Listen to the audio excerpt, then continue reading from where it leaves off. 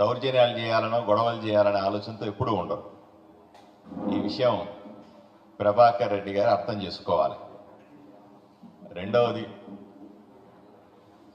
భారతీయ జనతా పార్టీని అనుబంధ సంస్థలని నోటికొచ్చినట్టు మాట్లాడుతూ ఉన్నాడు. జేసీ ప్రభాకర్ రెడ్డిని నేరుగా హెచ్చరిస్తా ఉన్నాను.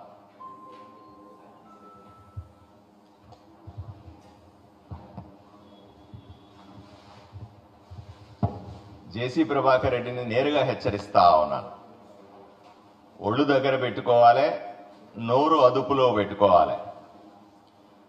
నోటికొచ్చినట్టుగా భారతీయ జనతా పార్టీని కానీ, భారతీయ జనతా పార్టీ అనుబంధ సంస్థల్ని కానీ, ఆర్ఎస్ఎస్ లాంటి మహోన్నతమైనటువంటి సంస్థను కానీ నోటికొచ్చినట్లుగా మాట్లాడితే చూస్తూ ఊరుకునేది లేదు.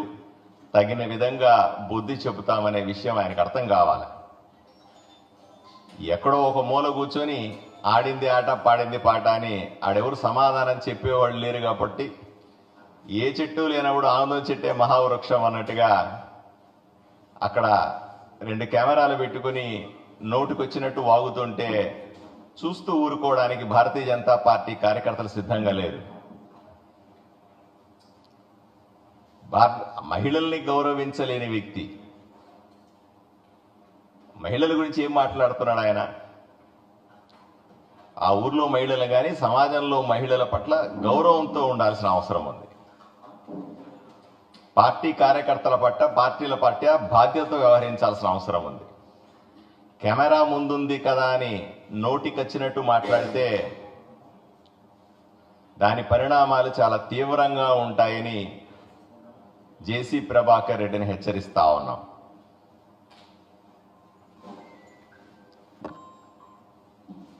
ఇంకా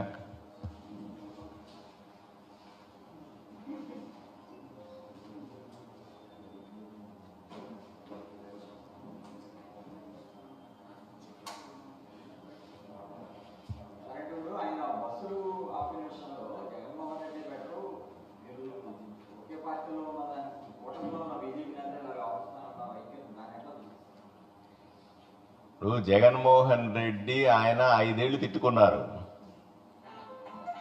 ఈరోజు మళ్ళీ వచ్చి జగన్మోహన్ రెడ్డి బెటర్ అంటున్నాడు. ఏ రకంగా బెటర్ చెప్పాలి కదా. ఆయన బస్సులు ఆపేశాడు, వీళ్ళొచ్చి బస్సులు కాల్చారు అంటున్నారు. ఎవరు బస్సులు కాల్చారో ప్రభుత్వం విచారణ చేస్తుంది, పోలీసులు విచారణ చేస్తారు. మేం కూడా కోరుతా ఉన్నాం, బస్సులు కాల్చిన వాళ్ళని కఠినంగా శిక్షించాలని కోరుతా ఉన్నాం. బస్సుల్ని బీజేపీ కార్యకర్తలు కాల్చారని ఏం కలగన్నాడా? పోలీసు కేసు ఇవ్వడట, పోలీసులంటే గౌరవం లేదు, పోలీసు కేసు పెట్టడట, పోలీసుల్ని ఎస్పీల్ని నోటుకొచ్చినట్టు మాట్లాడతాడు. ఈయన సభ్య సమాజంలో ఉన్నాడా, ప్రజాస్వామ్యంలో ఉన్నాడా, ఇంకా ఆటవిక రాజ్యంలో ఉన్నాడా? ఏం మాట్లాడుతా ఉన్నాడు ఈ మనిషి? ఇది సరైన పద్ధతి కాదు. ప్రజాస్వామ్యంలో వ్యవస్థలుంటాయి, వ్యవస్థల మీద గౌరవం ఉండాలా, వ్యవస్థల్ని ముందు పెట్టి మంచి పరిపాలన చేయాలి. అంతేగాని నేను వ్యవస్థలను నమ్మను, పోలీసులు నమ్మను, గవర్నమెంట్ నమ్మను, ఈయన ఎక్కడి నుంచైనా ఊడిపడ్డా, ఇది కూడా మంచిది కాదు. ప్రజాస్వామ్యంలో ప్రజాస్వామ్యబద్ధంగా నడుచుకోవాలని ఆయనకి హెచ్చరిస్తా ఉన్నాం, ఆయనకి సూచిస్తా ఉన్నాం.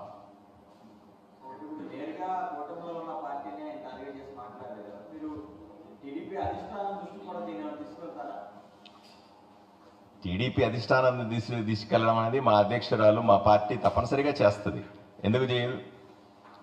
ఒక కూటమిలో ఉన్నటువంటి ఒక మున్సిపల్ చైర్మన్, మాజీ ఎమ్మెల్యే నోటికొచ్చినట్టుగా కూటమి కూటమి పార్టీని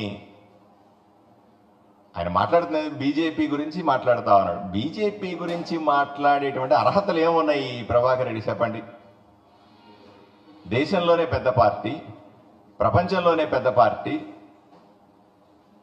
ఈయన మున్సిపల్ చైర్మన్ అయితే ఇట్లాంటి మున్సిపాలిటీ చైర్మన్లు భారతీయ జనతా పార్టీలో దేశమంతా కొన్ని వందల మంది ఉన్నారు. వందల మంది ఎమ్మెల్యేలు, ఎంపీలు ఉన్నటువంటి అత్యంత గౌరవం ఉన్నటువంటి పార్టీ భారతీయ జనతా పార్టీ. దాన్ని మాట్లాడే నైతిక హక్కు ఇతనికి ఏముంటుంది? దాంతోపాటుగా బీజేపీ ఆయన గుర్తు రావట్లేదట, ఆర్ఎస్ఎస్ అనే కానీ దాని అనుబంధ సంస్థలను గుర్తు రావట్లేదట. ఇవన్నీ కూడా అహంకారపూరితమైనటివి. ఇంత అహంకారం రాజకీయాల్లో పనికిరాదు. ప్రజలు ఓటేసి గెలిపిస్తే వాళ్ళకు అణిమణిగి ఉండాల, ప్రజలకు నిరంతరం సేవ చేసుకోవాలి. ఎప్పుడో నాకు నోరుంది కదా అని ఊరి మీద పడితే, నోరుంది కదా అని నోటుకొచ్చినట్టు మాట్లాడితే పరిస్థితులన్నీ ఒకే రకంగా ఉండవు కదా. ఇది మంచి పద్ధతి కాదు. ఒకప్పుడు నడిచింది కదా అని ఇప్పుడు కూడా అలాగే నడుస్తుంది అనుకోవడం మూర్ఖత్వం.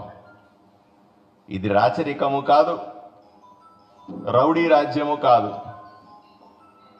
ఇది కూటమి ప్రభుత్వం, అత్యంత ప్రజాస్వామ్యమైన నడిచేటువంటి ప్రభుత్వం. అతను మాట్లాడుతుంది గౌరవం ఉన్న పార్టీల గురించి, సంస్థల గురించి.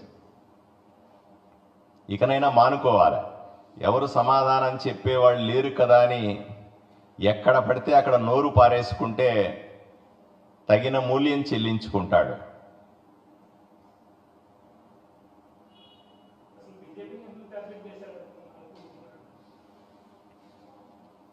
బీజేపీని ఎందుకు టార్గెట్ చేశారు ఆయన్ని అడగాలి. బీజేపీ గురించి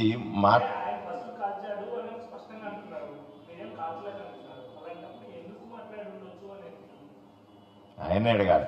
ఇప్పుడు బీజేపీ కార్యకర్తలు ఆయన బస్సులు కాల్చాల్సిన అవసరం లేదు.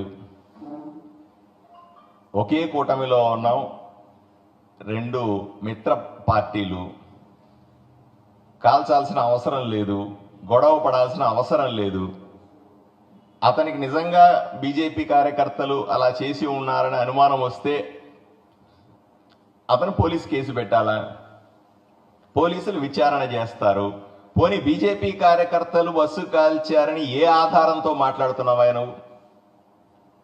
నీ దగ్గర ఏం ఎవిడెన్స్ ఉంటే మీడియా ముందు పెట్టు.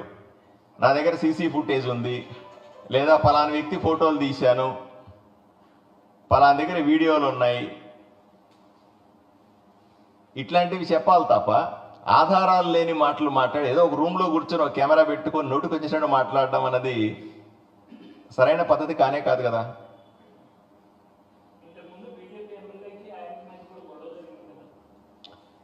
పార్టీల మధ్య 100 గొడవలు ఉంటాయి. పార్టీల మధ్య గొడవల్ని ఇప్పుడు ఆయన ఒక పార్టీలో ఉన్నాడు, భారతీయ జనతా పార్టీ ఆయన సిద్ధాంతాలు వేరే, భారతీయ జనతా పార్టీ సిద్ధాంతాలు వేరే అయి ఉండవచ్చు. 2 పార్టీల మధ్య జరుగుతున్నటువంటి సైద్ధాంతిక విభేదాల్లో ఇంతకుముందు విమర్శించుకుని ఉండొచ్చు కూడా. అంతలో మాత్రాన పొత్తు వచ్చిన తర్వాత, ఒక కూటమి ఏర్పడిన తర్వాత, కూటమిలో అతిపెద్ద మెజారిటీతో గెలిచిన తర్వాత ఈరోజు ఆయన చేస్తున్న వ్యాఖ్యలు ప్రజాస్వామ్యబద్ధంగా లేవు.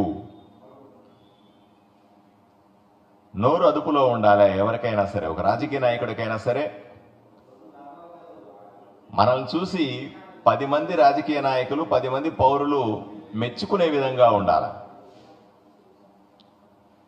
అలా కాకుండా బరిదిగించినట్టుగా రౌడీలు, గూండాలు వాడే భాష మాట్లాడతా ప్రజానాయకులుగా ఎట్లా చలామణి అవుతారు?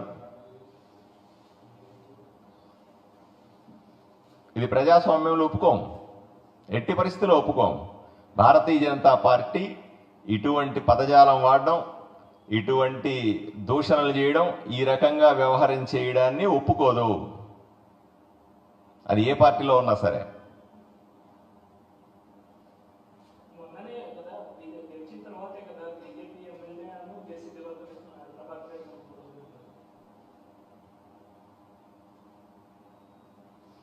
రెండు పార్టీల మధ్య విభేదాలున్న సర్వసాధారణం. కూటమిలో పార్టీ నాయకుల మధ్య సాధారణంగానే అభిప్రాయ భేదాలు ఉంటాయి. వాటిని పరిష్కరించుకునే పద్ధతులు కూడా ఉంటాయి. కూటమిని చంద్రబాబు నాయుడు గారు స్పష్టంగా చెప్తారు, రాబోయే 25 సంవత్సరాల పాటు ఈ కూటమిని కొనసాగించాలా అని గౌరవ ముఖ్యమంత్రి చంద్రబాబు నాయుడు గారు కానీ, గౌరవ ఉప ముఖ్యమంత్రి పవన్ కళ్యాణ్ గారు కానీ ఇద్దరు కూడా చాలా స్పష్టంగా చెప్తా ఉన్నారు. ఇక్కడ కూటమి సమస్య కాదు, అతని వ్యక్తిగత సమస్య. ఇది కూటమిలో అందరూ అలా లేరు, అతని వ్యక్తిగత సమస్య. ఏదో మనసులో పెట్టుకొని, లేదా నేను ఏం మాట్లాడినా ఎవరు పట్టించుకోరులేనో, నేను ఏం మాట్లాడినా నడుస్తుంది లేనో భారతీయ జనతా పార్టీ మీద నోటుకొచ్చినట్టు మాట్లాడితే ఎలా?